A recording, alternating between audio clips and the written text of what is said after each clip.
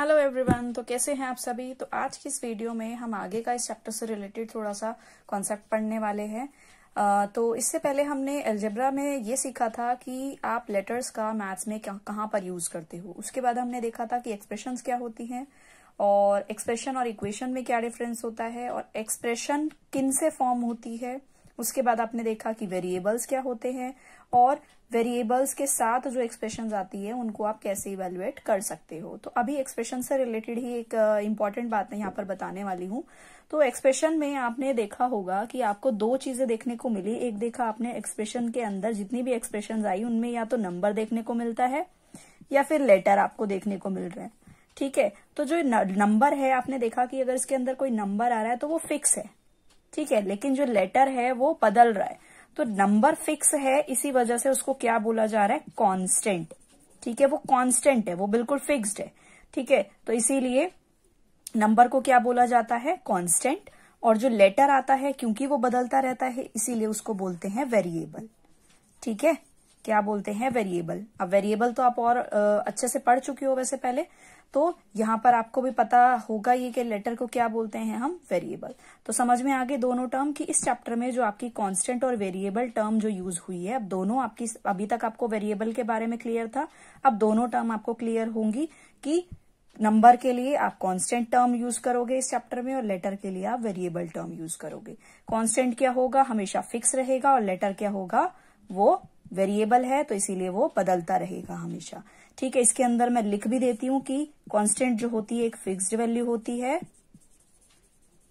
और वेरिएबल जो होता है इसकी फिक्स वैल्यू नहीं होती, नो फिक्स्ड वैल्यू।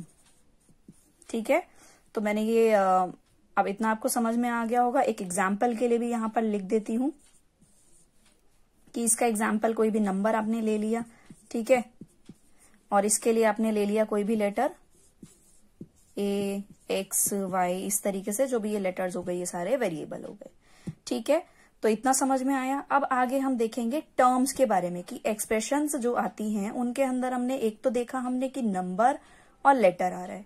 ठीक है, जिनको हम इन टर्म से यहां पर समझते हैं।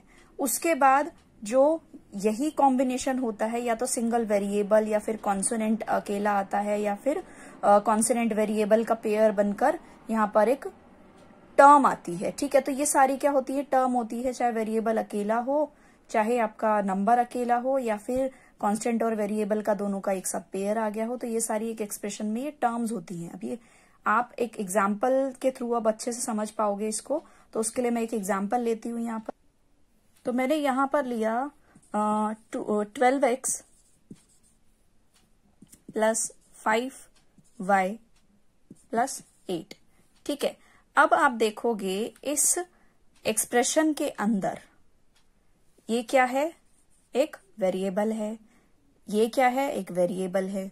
ठीक है, तो यहां पर x और ये y क्या है, एक वेरिएबल है। ठीक है, उसके बाद ये 12, 5 और 8 क्या है, ये नंबर्स हैं, तो ये क्या है, फिक्स्ड है, ये कांस्टेंट है ये।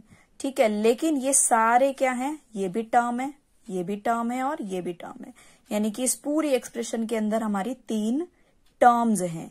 मैं लिख भी देती हूं कि यहां पर जो टर्म्स आप समझ रहे हो कि टर्म्स है क्या। तो इस एक्सप्रेशन के अंदर कितनी टर्म्स आ गई, 3 टर्म्स।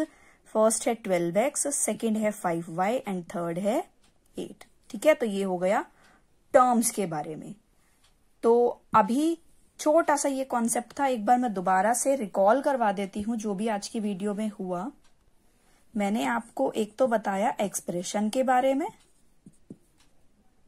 ठीक है, इसमें क्या बताया, नंबर और लेटर के लिए, जिसमें हम नंबर को क्या बोलते हैं, कांस्टेंट बोलते हैं, और लेटर को क्या बोलते हैं, वेरिएबल बोलते हैं। ठीक है, कांस्टेंट एक फिक्स्ड वैल्यू होती है, वेरिएबल चेंज होती रहती है, ये कोई फिक्स्ड वैल्यू नहीं होती। ठीक है, उसके बाद मैंने इसमें और क्या बताया आपको, एक एग्जाम्पल के थ्रू आपको टर्म्स बता दी कि टर्म क्या होती हैं, या तो वो सिंगल एक नंबर भी हो सकता है, वेरिएबल भी, वेरिएबल के साथ जो कांस्टेंट है उसका पेयर बनकर अगर आता है तो वो भी एक टर्म हो सकती है, और सिंगल अगर वेरिएबल आता है तो वो भी एक टर्म हो सकती है। यानी कि आपने एक एग्जाम्पल जो अभी देखा था उसमें आपने 3 टर्म्स निकाली थी, ठीक है। ये भी एक टर्म है, ये भी एक टर्म है, और ये भी एक टर्म है। आई होप इतना समझ में आ गया होगा कि टर्म क्या है और एक्सप्रेशन के अंदर जो आप 2 चीजें देखते हो, कांस्टेंट और वेरिएबल, क्या चीजें हैं। तो आई होप इतना अच्छे से समझ में आ गया होगा। अब नेक्स्ट वीडियो में मिलते हैं, उसमें हम टर्म से रिलेटेड ही आगे की चीजें देखेंगे। तब तक के लिए टेक केयर।